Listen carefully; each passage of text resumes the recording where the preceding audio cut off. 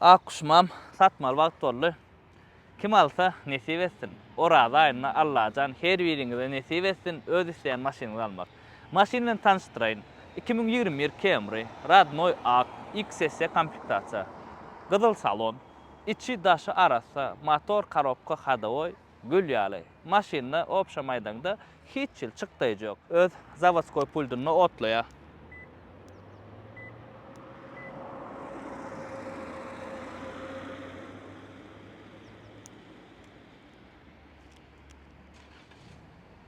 İçinde adam yok. Maşynyň degimi öňünden WinCode'da görersiňiz. Bumper bilen kapot çalşylan. Kapot morda goýulan. Bumper Hytay.